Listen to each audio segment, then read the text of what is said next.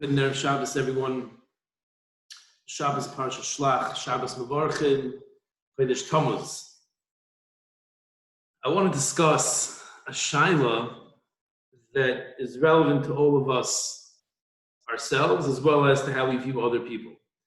And the basic question I think that we have to address and analyze in Parshas Shelach is how can great people like the Meraglim, as the Parsha starts off and says, Kulam Anshei, Kulam Anoshim Roshei B'nai Yisrael Hema. These were the leaders of Klal Yisrael. These 10 Yidden Tzadikim, in the beginning, they were leaders of Klal Yisrael. Yet they did an act that was so low. They went against Moshe Rabbeinu. They went against the Kadosh Baruch Hu. They caused this travesty to happen to Klal Yisrael. Number one, how could such great people, such intellectual people, make such a mistake? And number two, how can Klal Yisrael have fallen for it? When you had Moshe Rabbeinu, Yehoshua, and Kalev, you had all the big Gedolim saying one way, and they have their experience in the desert, which all indicated, all pointed in the direction that Moshe Rabbeinu was the true leader. So how is it possible for there to be such an acceptance of the words of the Meraglim, of the words of the spies? That's the question I want to discuss with you. And again, as I always do, I encourage everyone, ask this to your children. Like, how is it possible that the Meraglim, these tzaddik, would make such a mistake? And then how is it possible that all Klal Yisrael would follow? Now, it's clear from a number of psukim, a number of Ma'amari Chazal, that there was already a fear. There was already some sort of, they had a hint. Moshe Rabbeinu, Yehoshua, and Kalev already had a hint from the get-go that the Meraglim were going to come back with a negative report. We have in Pasuk Tazayin and Paragid Gimel, Vayikra l'Hosheh benun Yehoshua. The Moshe Rabbeinu changed Yeshua's name, simple understanding on the spot now. His name was changed.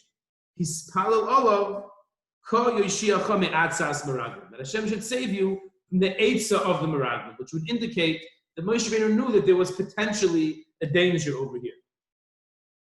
Additionally, we find a few psukim later, it says, Vayavoyu ad Nachal Eshkol, V'yichusu, I'm sorry, I went too far. When they went to, Vayalu, Pasuk Chav Beis, Vayalu, Vanegav, Vayavoy ad Chevron. They made it to Chevron. And Rashi says, Kolev, Levad Holoch Sham. It's Vayavoy, not Vayavoyu. It says in singular, he went to Chevron. Who went to Chevron? Kolev went to Chevron. V'nishtateach al Kivri. Obviously went to the kever, the kvarim of the avos hakadoshim. Shloyeh nisas lechaveiro liyos ba'atzos. And he should not be swept away by the philosophy, the agenda of the Old Meraglim. So already Kalev knew. And when the Yidden came, when the Meraglim went to Nachal Eshkol, they took the Zmoira, the vine, the Eshkol and Ovim, and they carried a Bamoit and the Rimonim and Ta'anim. So Rashi explains, all from the Gemara's Nesayt at the end, it discusses in the Lamed, Lamadal, Lamed Hey, that Yehoshua and Kalev didn't carry anything because they knew the Meraglim were going back with all this information, with all this proof, to speak Lashon Hara about Eretz Yisrael. And sure enough, in Pasuk Chavav, Vayelchu vayavoyu el Moshe el Aaron el Kol Adas Bnei Yisrael. So it's interesting. Meraglim came back, and they had their whole meeting about what they saw in front of whom? Moshe, Aharon, Kol Adas B'nai Yisrael. If America would send spies to spy in a different country, when the spies come back, they call a press conference and they divulge all the information, all their findings to the head of the CIA, the head of the FBI, and all the citizens of the country. Is that how responsible spies do things? So already, the trained eye, right? And this accentuates our kasha about the Yidden. Didn't they chap that there's something going on here? Why would the spies come back and include all of Klal Yisrael in the report? Shouldn't the report have gone first to the leaders?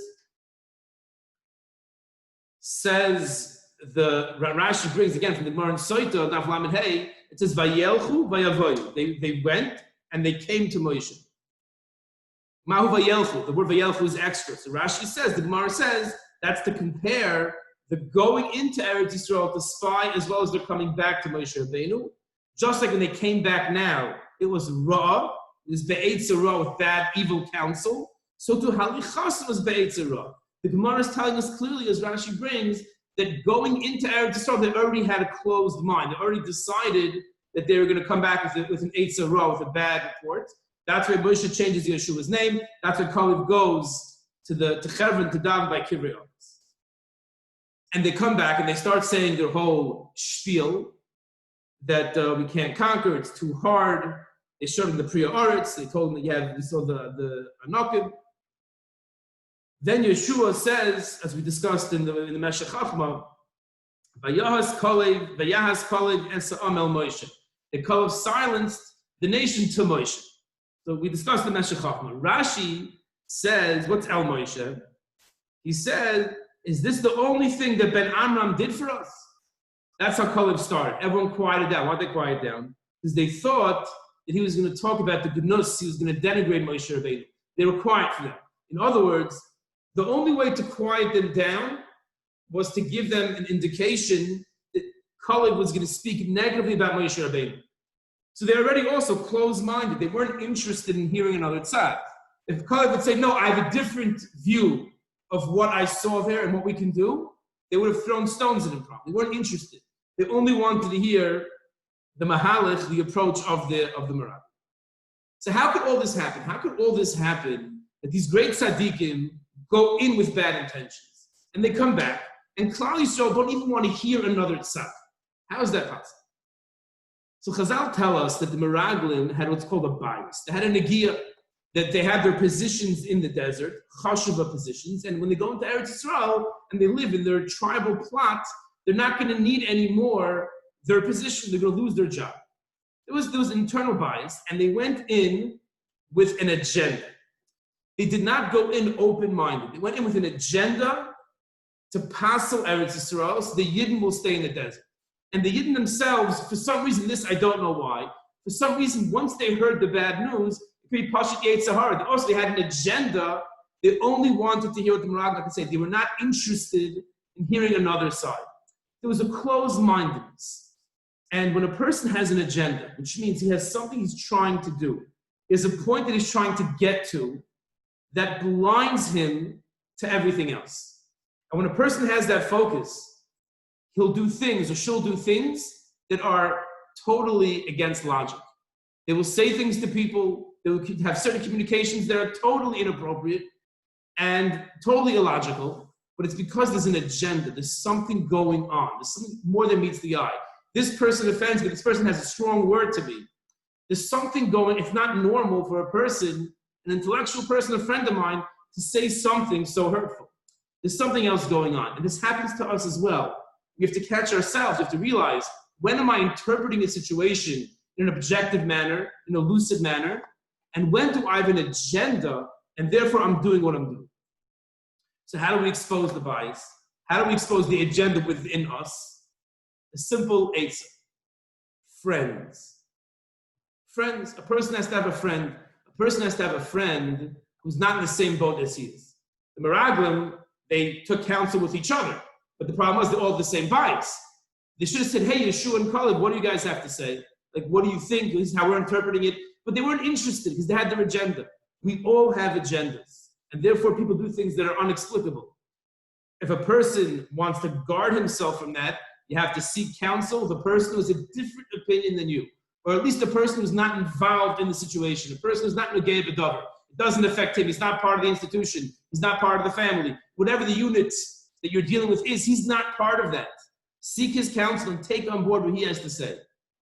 And when dealing with others, it's important to realize, when is a person interested in what you have to say, what I have to say, and when is that person not interested? Their mind is made up. There's a famous Maisa that we spoke about, the Chafetz Chaim, about a Schus Taina. The Chafetz Chaim was trying to move to Eretz Yisrael, make Aliyah to Eretz Yisrael, and he went to the Polish border control person, and he had to get a passport. So the border control person told him that you have to have 2 witnesses that you were born in the country. The Chafetz Chaim was 90 years old. How is he going to find 2 witnesses, who would have to be at least 100, in the same little town that he was born in, who are still alive, who happened to be there when he was born, who could testify that he was born in the country? It's not possible. So he tried to explain to the guard The guard said, I'm sorry, you need 2 witnesses, and went back down to his paperwork. Here the Chafetz Chaim realized that this person has no interest at all in helping the Chafetz Chaim. This person, his agenda is, he's going to do his thing. He's not interested in hearing another side. He just has his mindset. The Chafetz Chaim, the Brisker Rav said, had no schus taina. The person, that guard, is not machshir the Chafetz Chaim and say, okay, let's think about a mahalach, a plan how we can make this work. He wasn't interested in that. He had his agenda of just getting on with his work. We have to realize when we're dealing with people who has an agenda, and there's no point in really handling with them. I mean, Kalev tried, but it didn't work because it was too late. The Yidden were not interested in hearing another tzad. When you're dealing with people who are not interested in another tzad, their mind is made up. Fartik, it's finished. One has to figure out another way how to deal with it. And that's what the Chazon Ish would often not shy away, he would avoid vikuchim. It's brought in Kovetz Igros Chazon Ish. He wasn't into vikuchim, into arguments about the various topics. It didn't interest him. Because he said that it's not the nakuda you're arguing about. There's so many layers beneath that are driving a person's opinion, it's not worth the time. Go back and learn. So the Musar Haskel that we're going to bring out from the story with the Meraglim is number 1. People are full of biases. People have agendas they don't even realize. So before a person goes into a certain endeavor, before a person decides on a job, on a school, on a shul, whatever it might be, always seek counsel of a person who at least is not nagay, is not relevant to the situation. Of course, if you're going to ask your friend who's in the same matzav, sometimes even the spouse is in the same matzav as you are, that's not going to help. You have to go to a third party who's not nagay to the situation and seek counsel from him and see if my mindset is correct or it's driven by an agenda, driven by a bias. And when dealing with other people, recognize when a person is open-minded and is interested in hearing other opinions, have a discussion. When a person is not, it's just going to lead to machlokes. And the path of shalom is just to avoid that discussion and try to figure out another way around it. Wishing everyone a wonderful Shabbos.